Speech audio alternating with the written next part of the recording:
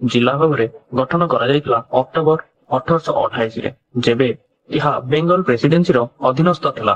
ଇଂରେଜ ଶାସନ ସମୟରେ ବିହାର ଏବଂ ବାଲେଶ୍ୱରର ଏହି ଅଂଶ ବେଙ୍ଗଲ ସହିତ ମିଶିକରି ଥିଲା ଏବଂ ପରବର୍ତ୍ତୀ କାଳରେ ଅର୍ଥାତ୍ 1936 ମସିହା ଏପ୍ରିଲ 1 ତାରିଖ ଦିନ ବିହାରକୁ ସ୍ୱତନ୍ତ୍ର ରାଜ୍ୟରେ ଘୋଷିତ କରିବା ସହିତ ଓଡ଼ିଶା ମଧ୍ୟ ଏକ ସ୍ୱତନ୍ତ୍ର ରାଜ୍ୟରେ ଘୋଷିତ ହୋଇଥିଲା।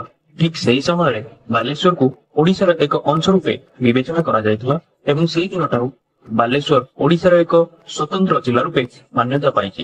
ବାଲେଶ୍ୱର ସହରଟି ବହୁ ପୁରାତନ ପ୍ରାଚୀନ ସହର ଏବଂ ଏହି ବାଲେଶ୍ୱର ନାମକରଣ ପଛରେ ଲୁଚି ରହିଛି ଏକ ସୁନ୍ଦର ଅର୍ଥ ବାଲା ଈଶ୍ୱର, ଯାହାର ଅର୍ଥ ଟାଉନ ଇନ୍ ସି ଅର୍ଥାତ୍ ସମୁଦ୍ର ଭିତରେ ସହର, ଯାହାର ଅର୍ଥ ସମୁଦ୍ର ମଧ୍ୟରେ ଏକ ସୁନ୍ଦର ସହର।